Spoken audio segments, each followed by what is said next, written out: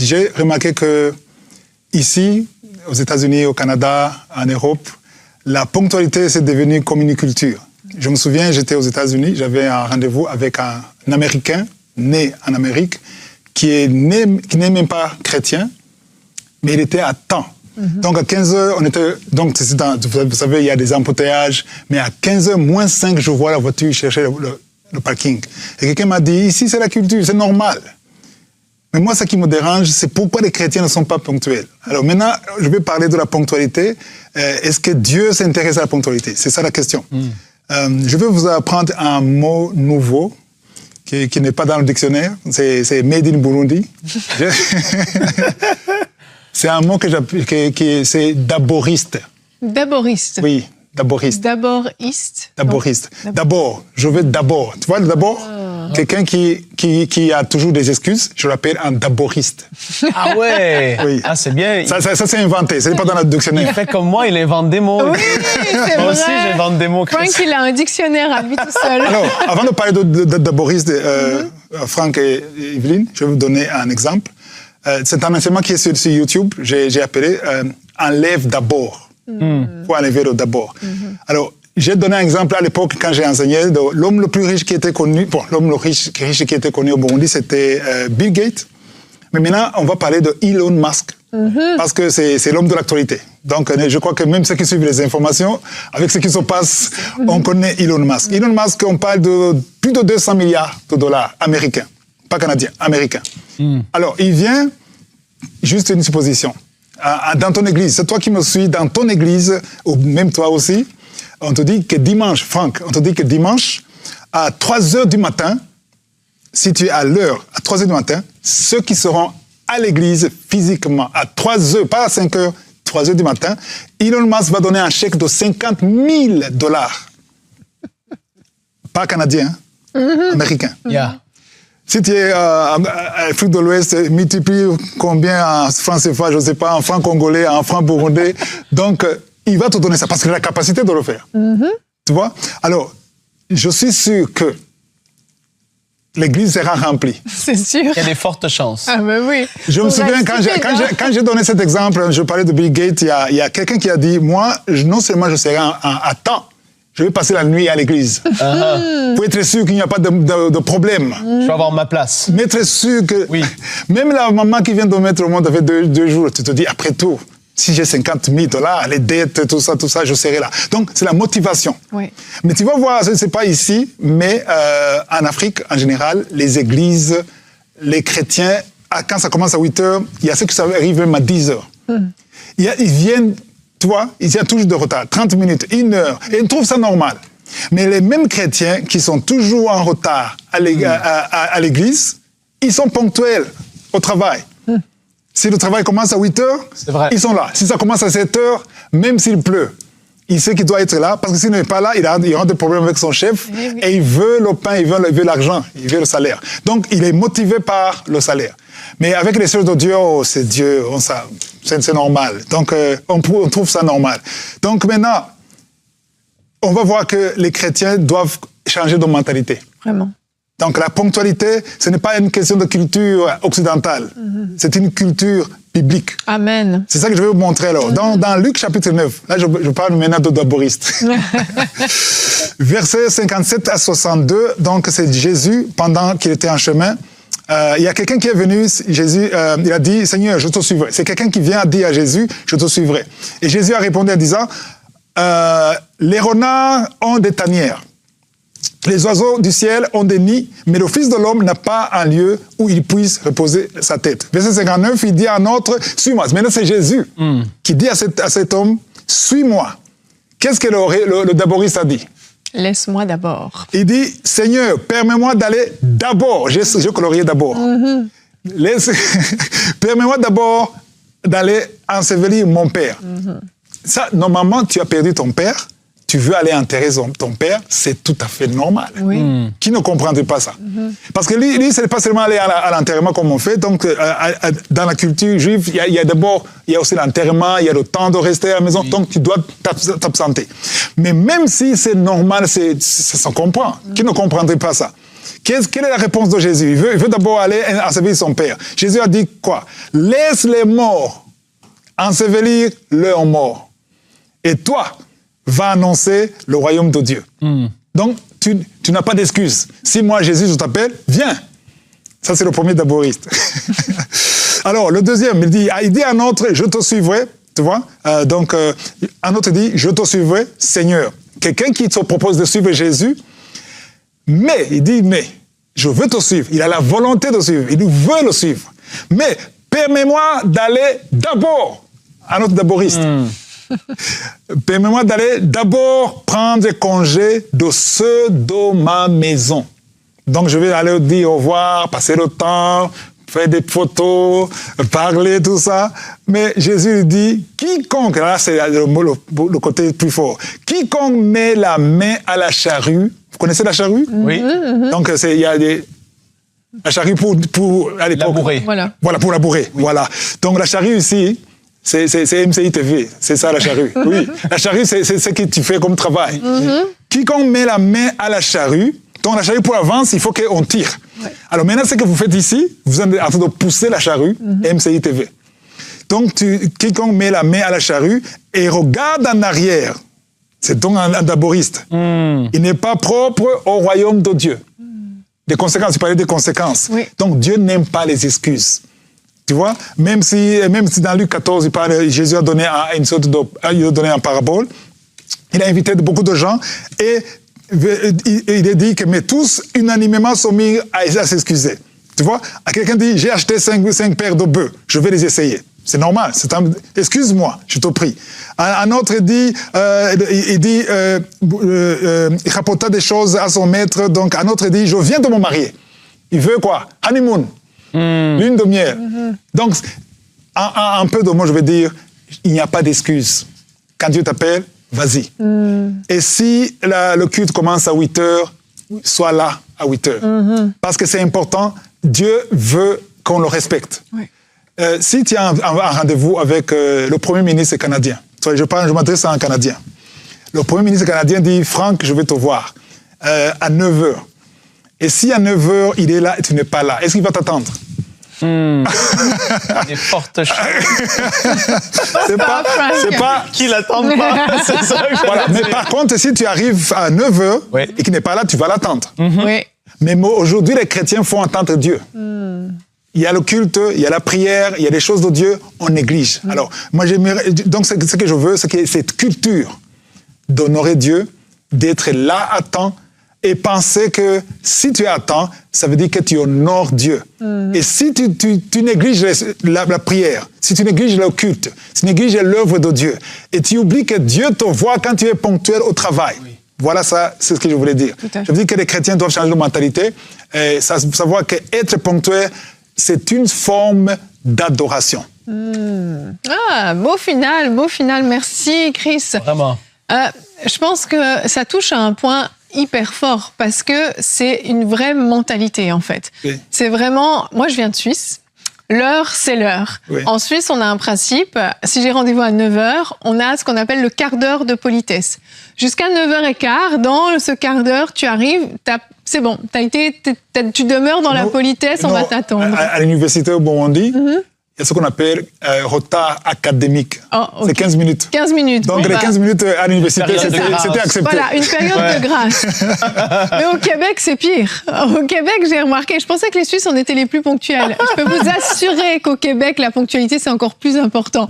C'est une religion ici. La première fois que j'ai invité des Québécois chez moi, je les avais invités à 6h le soir, à 18h. Ils sont arrivés en avance, 15 minutes en avance, et c'est normal. Et c'est normal pour toi. Je suis déjà arrivé chez vous à l'avance aussi. Ben oui, c'est sûr. Et je frappe, et il est en train de courir. On est là. Mais ce qui m'ont fait mal, c'est que les païens sont ponctuels.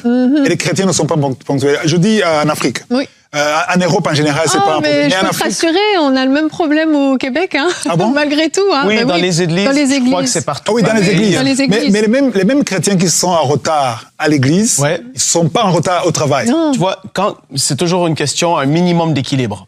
T'as une excuse qui est vraiment une excuse dans le sens, j'ai pas pu, il est arrivé un gros empêchement, il y a quelque chose.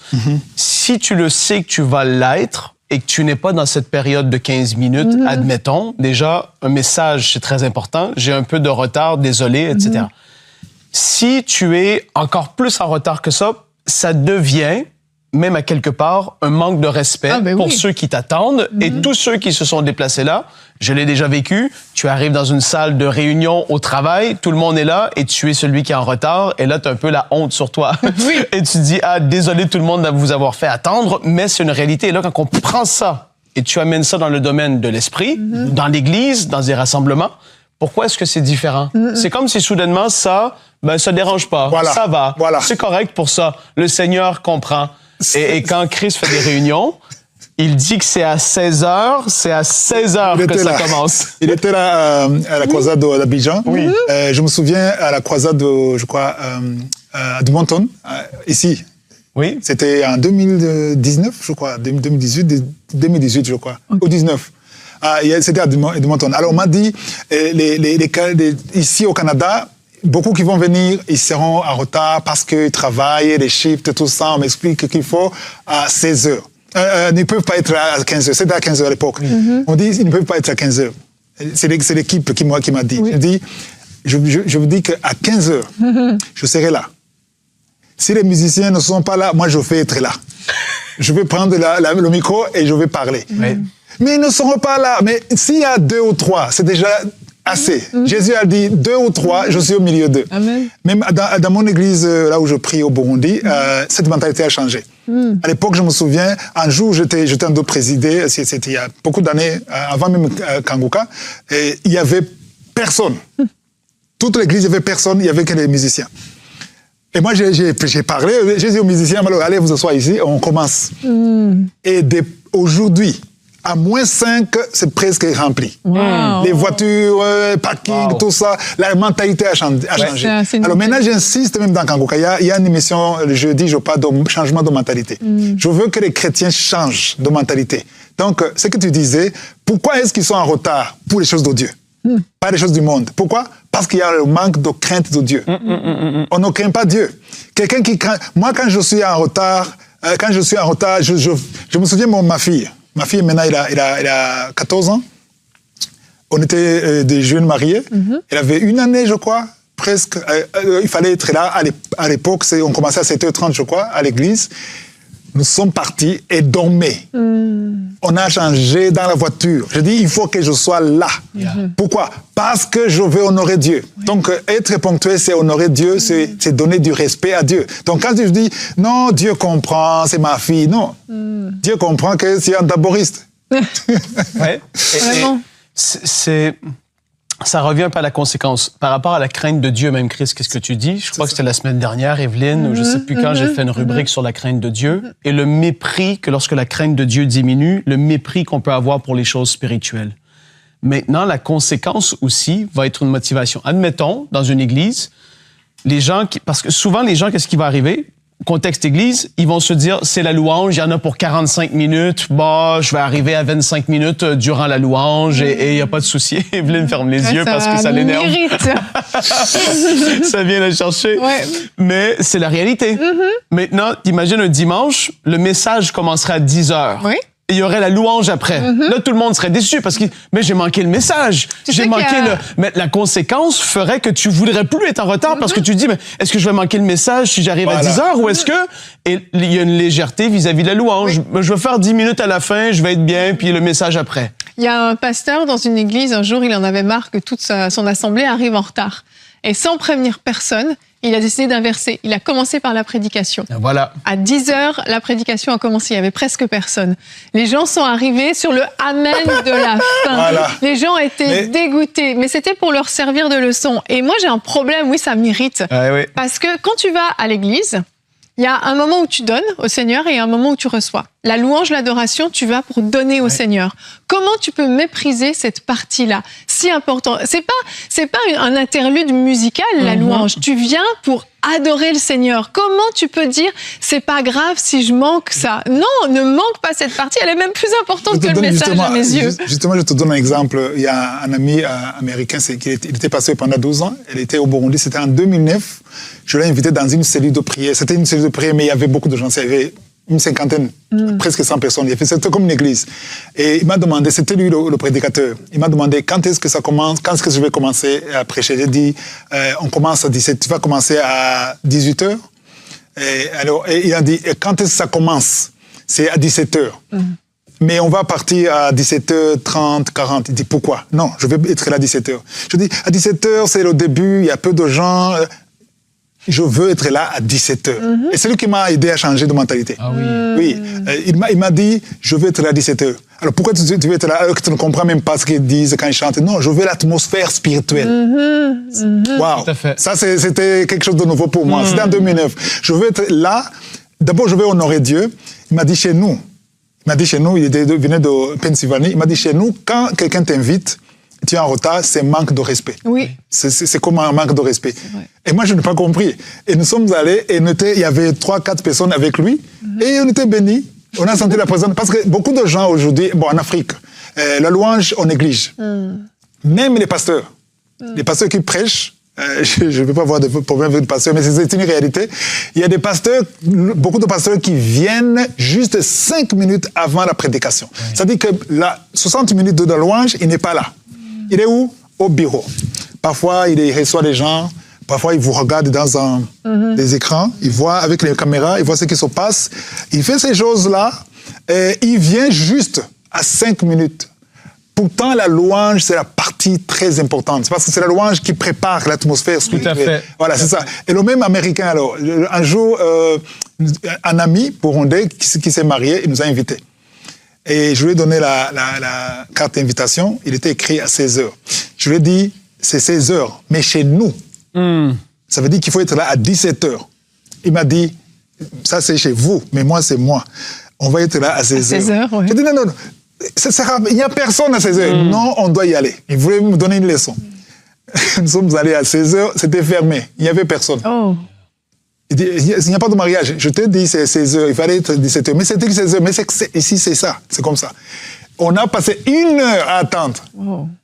À 17h, les gens sont venus. Et ça a commencé 17h20. C'était écrit 16h. Pourquoi pas écrire 17h? Moi, j'ai du mal à comprendre. En Afrique, c'est pas seulement. En Afrique, quand tu veux que les gens viennent à 17h, il faut écrire 16h ou 15h. Oui, mais à un moment donné, tu sais que ça va pas commencer à l'heure, donc c'est comme les gens qui mettent le réveil en retard, ils changent l'heure. Exact. Parce qu'ils se disent, quand c'est 5 heures, je vais agir. Mais la réalité, c'est que tu le sais, que c'est pas la bonne heure. Beaucoup de gens aiment une vie fake. Il y a l'aspect à travers ça aussi qui ressort, c'est très intéressant, la familiarité. Mais bien sûr. Il y a une grosse conférence, gros événement, et là, tu es là 1h30 à l'avance parce que tu veux être près du stage. Tu veux pas rater la place. Je veux être là. Je veux la place, moi, je veux être en avant. Mais à l'église, je suis familier, c'est le pasteur, c'est le... Oui, tu étais à Abidjan? Oui, à Abidjan, oui. Les gens étaient là, peut-être même à 13h, ils étaient là, midi. C'est presque rempli. Déjà la veille. 3 jours avant. 3 jours, voilà. Mais la plupart de ces gens, si tu vas te voir dans les églises, est-ce qu'ils sont ponctuels? Ben non, c'est ça que je dis. Oui. Et ça démontre la familiarité. Et ça, c'est un danger aussi là-dedans. Et je reviens au manque de respect. Quand que toute l'organisation d'un dimanche matin est faite pour que tu puisses vivre une bonne réunion, un bon culte, et tu arrives tellement en retard, la louange s'est préparée, l'accueil s'est préparé. Des parents, Evelyne, tu les vois, ils arrivent, ils doivent s'inscrire pour les enfants. Et là, ils arrivent à 10h30, 10h40 certaines fois, alors que ça commence à 10h. Et tu as des gens qui sont là à l'accueil et qui doivent attendre parce qu'il y a des retardataires de tout ça. C'est un manque de respect. On a changé l'heure et qu'on a fermé l'heure de l'inscription des enfants. Si tu veux que ton enfant soit inscrit, sois là à l'heure, parce que sinon, ça va être compliqué. Et au début, c'est comme choquant. Mais comment ça? Mais je me rappelle, parce que là, je peux le dire, il y avait Abidjan, mais quand on avait fait la soirée de puissance avec Chris au centre MCI l'année dernière, en 2024, Chris avait dit, non, on commence, je me rappelle plus de l'heure, hein, Chris, c'était 19h, je crois. 19h, oui. 19h, je crois. 19h, oui. Et là, on était Mickaël, moi et Chris dit, non, c'est 19h. À 19h, la musique commence. Parce que ceux qui sont là, on les fait pas attendre. En fait, ils voulaient honorer le fait que les gens qui sont là à l'heure, que eux ne payent pas pour les retardataires. Et ça, c'est précieux aussi parce que, et tu te dis, le balcon, s'il sera moitié vide, peu importe, too bad. Tant pis pour toi. Nous, on a commencé à l'heure, t'as manqué ce qui s'est passé au début, et il peut se passer n'importe quoi, n'importe quand. Un don de l'esprit, une vague de puissance. Il peut y avoir quoi que ce soit n'importe quand, quand t'es là avec la soif, t'es là à l'heure, quoi, et tu veux recevoir. Ce qui est irritant ou frustrant, c'est quand on privilégie les retardataires. Exactement. Ceux qui sont en retard, on les privilégie. On tourne le truc autour de eux. On peut même multiplier, en fait. on peut demander à la chorale de multiplier les chansons en attendant ceux qui sont en retard. Exactement. Donc, ceux qui sont arrivés avant, ils doivent payer et attendre ceux qui sont en retard. Ah non, c'est terrible. Oui. C'est terrible. Juste en parler, c'est irritant. Ah, moi aussi. Mais je pense que vraiment, j'aimerais que peut-être il y ait vraiment, c'est ça, un changement de mentalité, mais de prendre conscience qu'on n'est pas tout seul, en fait. Parce qu'on parle dans le cadre de l'Église, mais dans plein de domaines.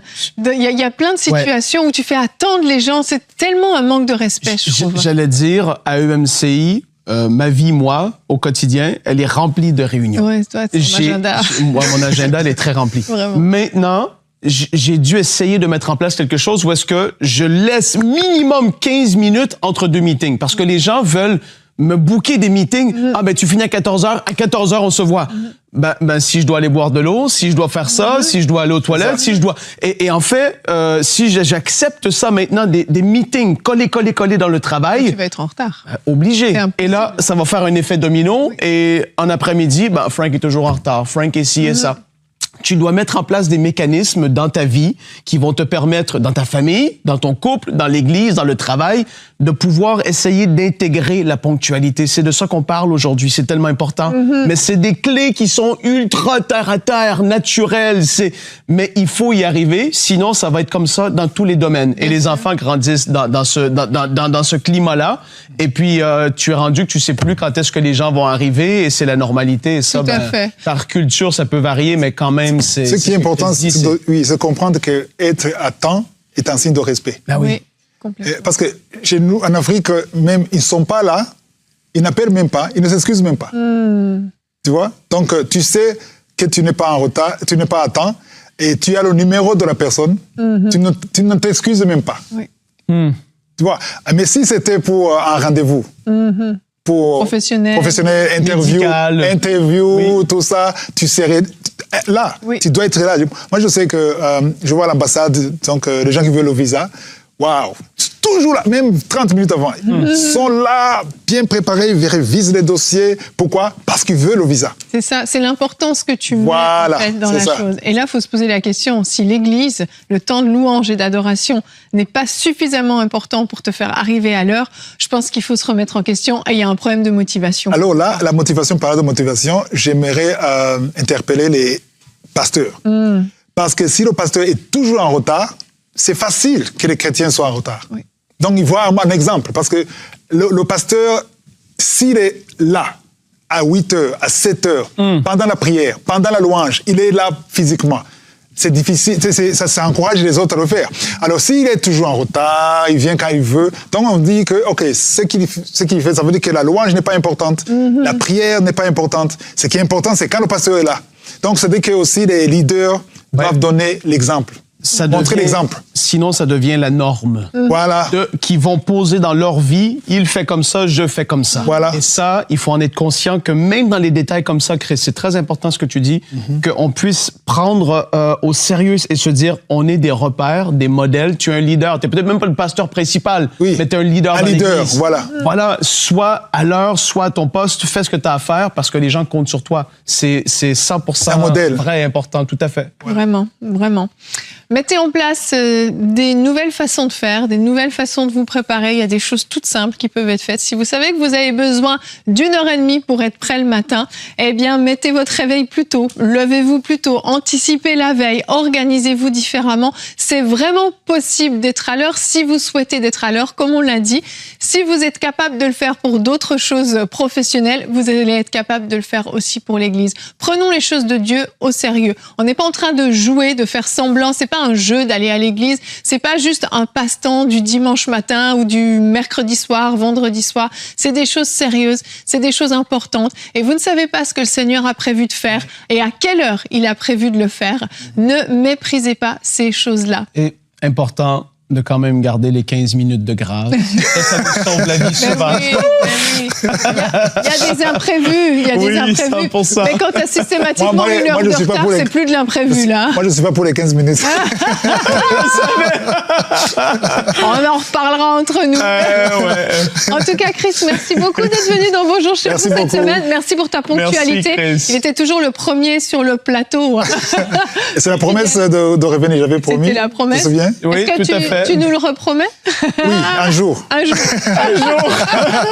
Quand je suis allé chercher Chris à l'aéroport hier, je transpirais un peu. J'ai dit, il faut pas que je sois en retard. C'est sûr. Vraiment. En tout cas, merci d'être venu. Vraiment, c'était un plaisir de t'avoir. J'espère que vous avez été bénis par ces différentes thématiques. Et on a terminé sur un thème qui est peut-être un petit peu plus léger aux yeux de certains, mais extrêmement important. Et on espère que ça portera du fruit. On va se retrouver la semaine prochaine pour de nouvelles émissions de Bonjour chez vous. Passez tous un très très bon week-end et soyez à l'heure dimanche.